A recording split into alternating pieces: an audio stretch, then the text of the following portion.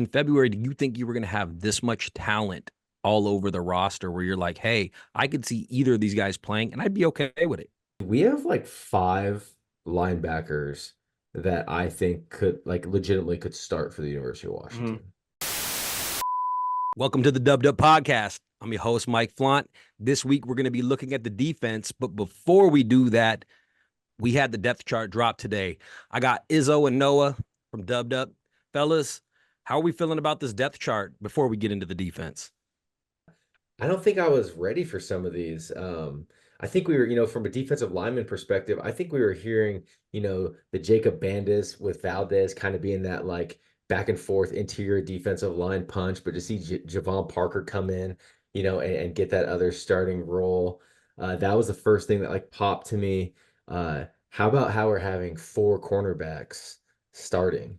Yeah. Obviously, this is just a depth chart. It's just, things we're putting out. It's Weaver State, but those are things that just like popped. And then you see, the last thing I'll go on the defense is Deshawn Lynch, Yeah. 6'5", 292. I'll talk about him later in the podcast, but he's coming in as an edge. I That's mean, crazy. wild, man. I mean, Izzo, what about you? For some of these players, you could call them defensive linemen or edge, Yeah. and I don't know if they're forced to list it this way or it's a preference thing. Or I it's just an know, okey doke. yeah, like Yeah. Voy is 6'1", 282 pounds. And as an edge, like I think it's not news to Husky fans that they're going to move Voy inside and outside. And I think that's the same for Lynch. What about Um, Darren Barkins, though? Yeah, I think that's the biggest I didn't one see that that was a coming at surprise. all. Did not either. Um, which is interesting. He's 5'11", listed at 169. Like that's a little dude. Mm-hmm. I think that's an objectively factual he is statement. he's a burner, right? I mean, he's Yes. like a Yeah. 4'4", like legit like 4'4" burner. I know Yeah. everyone says like 4'4", but I mean, he's like a legit Yeah. speed serpent. Yeah. And So so I had forgotten about him entirely when I said last week that I thought um Damon Williams is the fastest player on our team. I think Darren Barkins has probably got a argument there. were any of you guys surprised that Broussard is listed as a or and he's the second one in the or do you expect him to just play a bunch anyway? Play a bunch anyway. I look at the secondary and I think everybody you see there, there's a chance that maybe two or three players play more than the rest, but Mhm. everybody on from that eight listed at cornerback and safety in the two deeps, they're all going to play a ton. I agree. I Yeah, agree. there's so much rotation on the back end too, depending on like, what scheme we're in, how we're, are we floating guys like to a bracket coverage? Are we not? Whatever that may be. I mean, you see Cam Fab, Justin Harrington, Esteen, and Broussard. Those guys can play free. They can play strong. I mean, they can rotate down into coverage. They can play in the box. I mean, that's kind of what makes a lot of these guys um, just I don't know, multifaceted type safeties, man. I mean, and then you see the same type of thing from our cornerbacks. I mean, sizes ranging from 6'4", 193 to 5'11", 170, so it's Yeah. just very, a lot of different skill sets. The other piece really quick on the offensive line, we ended up nailing that last week. We were talking about that. Nothing crazy, but the other piece on this is uh it's cool to see Keith Reynolds really take that next step into the two deeps. We Mhm. Yeah. started hearing little things about him that, hey, Keith Reynolds, man, he's showing out that even last year in practice. And so to see him actually take that next step into the two deeps behind Giles is going to be exciting to watch too. He Yeah. he get the ball in his hands. He's lightning in a bottle. Yeah, he definitely showed up during the spring when I was there. Just looking at the depth chart, those were the kind of the surprises. I like to see Pocky in the two deeps and Henning in the two deeps because I think they're going to play a lot, Yeah. um, depending Yeah. on the health of everybody. Do we also have any? Does this mean Landon is not back yet? Probably. I think it's more in yeah. I think he probably could play, but I bet you it's not a full they're probably not ready to go full game with him, but as a reserve. Yeah, And I then I mean, think as he gets healthy, there's going to be that debate that we talked about last week, right? yeah. Well, who's gonna? Yeah, out of the Who three or four. if Tatali, like, because a key part of this offense is going to be wrapped around center because he needs to be vocal and he needs to be so if you're playing really well at center, it's really hard to take you out because if you're communicating well and Fasalo is playing really well because you're calling out what what blitzers are coming down his way, and he's identifying that. I think that'll be the thing where it's like, dude, how can we pull him and justify rushing Hatchet back? And then if you do bring him back, like Noah had called out last week, sorry to steal your thunder, Noah, That's okay. but you could bounce him to go put Landon at guard and bounce somebody else out to tackle. But we'll see. Fasalo, I saw some notes today that Jed basically said Fasalo played himself into the position. Yep, he's shown a lot of growth. I saw that from the press conference today. A player that really like solidified himself, even though the staff brought in a lot of players, was Jordan Shaw on the defense. Like they brought in Harrington, Broussard, all these different guys that could play the nickel, and he came in and made that position his, and he really hasn't let go of it since. And I think that's that speaks a lot to what he did, because there's a lot of really good, talented guys that could play that position.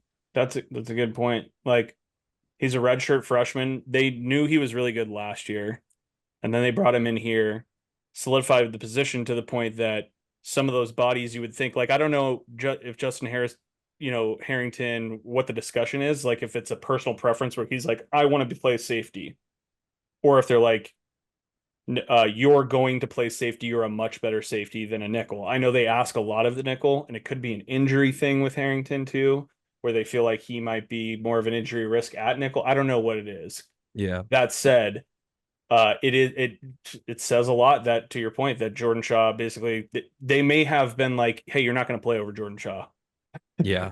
Well, I actually had a conversation with Hood about this, because he had broken down the film, and he was saying that he didn't think that Harrington was as good as in coverage. I watched the 2 games, and I thought he looked fine, but he was also not playing against. He was playing against SMU and I think Arkansas State, and so that shows you something, but it's not the same as playing against Miami or Ohio State, or right. So the biggest thing with Harrington is going to be how has he got his body back, post injury. Yeah. I mean, when he came out of high school, then he went the JUCO route and then Oklahoma, right? I mean, he was a very special talent, and you look at him, 6'3", 210 pounds too. I mean, he is everything you want in that strong safety type position. Going back to Jordan Shaw though, everything about him is ball hawk. He does, like, when that ball's up in the air, he wants to win that, and he does win that more often than not. So that's kind of the thing with nickel. Yeah. That's right. And the other thing with Jordan Shaw too is he's willingness to put his nose in, playing that nickel position a lot of times in that slot, right? So he's willing to get in the box and make tackles on running backs. And I think that's one thing about Shaw that the coaches just, if you have that tenacity and that grit and you're willing to do that, and you know what, that nickel position, you go back, back into like your 15s and 16s. I mean, we had some absolute studs at that position. So your Miles Bryants, your Buda Bakers. I mean, there's a lot of guys who have played that Husky nickel, whatever you want to call it, whatever defense it is. But point being is guys that are willing, who can coverage, but then are willing to go into the box and actually make those plays. And it's not even like a physical thing too. It's like a mentality, kind of your point, right? Which is like, there's obviously like form tackling and stuff like that, but you would assume that Justin Harrington is probably very proficient there. Oh yeah. But it's probably more of like, dude, Shaw's just a dog. Well, I think Shaw might even be better just in coverage. I think, because I know definitely from the film, Harrington is hungry. He has some Dom Hampton in him, like when he goes after players. 6'3", 210. Yeah. Man. Well, and you know what the best part is at the beginning in February, do you think you were going to have this much talent all over the roster where you're like, hey, I could see either of these guys playing and I'd be okay with it? No? Yeah, so we're DB room. I think none of us are upset with how that looks. Yeah, not at all. Because Broussard played so much and played well. I think it's more, it's really positive that Esteen is in an or spot with him at that safety position. Yeah. Like, I think that's more of, hey, we're super confident in both these guys, and maybe they bring them in different looks. Dude, Steve Belichick moves who is on the field around so often. He does. It's not, the looks are so different. There's players that are not listed in this depth chart that are going to play a lot too. And also completely we're agree. looking at it and it's like there's going to be injuries on both sides, God willing, right? Don't like to say it, but that's the reality of football. So there's a lot of this is going to get shaken up, Yeah, I agree. All right, Barkins is an interesting one. Sorry, just one more thing. I'll Barkins go is for it. an Go for it. interesting one because I wonder they have him as a boundary corner. Is that like that's one piece that I am curious about. Are those cornerback Yeah, see, positions identified as boundary corners? And are you going to put a 5'11", 170 kid on the boundary? I think I remember last year looking at our defense, you definitely understood, like what position they were playing in the sense of cornerback, right? What cornerback position they were playing in our defense. I I'm not willing to say like that's the boundary corner. You know what I'm saying? That's Yeah. the field corner. I gotta see it first because you would think your Price and Jackson just being size wise, that man, yeah, I don't know. I'm like talking myself into it and out of it at the same What time. if Barkins is like an Asante Samuel though? You know what I'm saying? If he's one of those guys that can jump routes and is a he's a dog out there, it's going to be worth putting him out there. I just didn't see him a ton during spring or the Yeah. stuff I saw during the fall. So I'm very curious to see it. Wasn't even like necessarily a guy that was like on the radar for like, hey, you make sure to pay attention to Darren Barkins at practice today. But Jed said today he was like a guy that was always around the ball. Got to take them for their word.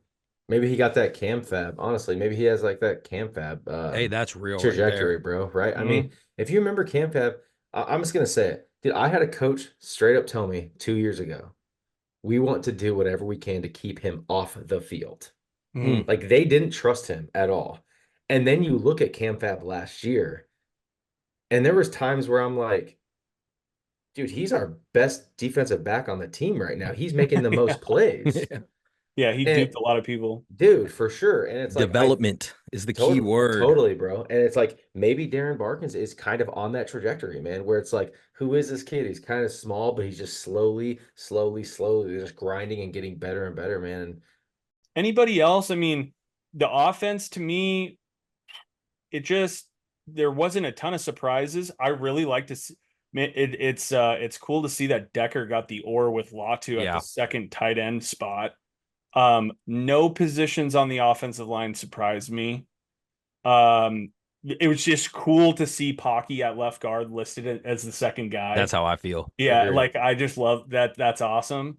But yeah, I mean, Keith Reynolds, we heard enough about it to where it's like, yeah, I mean, there was no way he was being brought up that often and wasn't going to be somewhere. Him and Audric Harris. Audric Harris Yeah. is another one. Yeah. The other, I will say this, and this is nitpicky now, but I'm going to say it. I'm a little surprised to see Jonah Coleman at 1 and Cam at 2 in the sense of Yeah, that's there's no or there Yeah. because I just think they are an or type. I mean, Yeah. if you look at a position on this depth chart, to me that is like the epitome of or. Yeah. It's right there. So that's one thing that surprised me a little bit. That's what the about deke. no? Yeah. The offensive deke. We got one on the defense and one on the off. I think that if there is one, that's it right there because that's a good call. Well, what about Jaden Wayne not being on there? That one is surprising. Yeah, very, very much so. Especially when different scrimmages. I know the first couple of scrimmages, I think he had 3 sacks or 2.5 sacks combined with another guy for the third. He had a couple sacks in the late scrimmage as well. You know what, man? I mean, maybe that's a ploy in the sense of Kafusi. He's saying, hey, you might be getting there, kid, but you ain't there yet. I need that fire out of you. I need you to show me you love the game. I need you to, you know what I mean? Like, I mean, this is Weaver State. Nothing against Weaver State. Take every game serious. But maybe that's what it is. Is hey, show me that I made a mistake not putting you in the 2Ds. Yeah. Lighting a fire under his ass. Yep.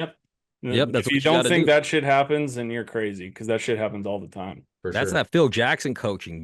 How do you motivate people? Anything on the special teams? I think it's cool that they did an or for the punter spot. McAllister and Saul. The thing Hmm. with Saul, dude, is he can launch it.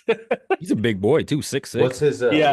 What's his deal? Does he struggle with put it Consistency, I yeah, yeah, bet. yeah. And I Yeah. bet you Jack can just more consistent putting the ball where he is. But Yep. if they need to like take a shot and fire one back there, and I don't know how often that scenario arises, but if they need a guy to kick one 55, 60, Saul can do it.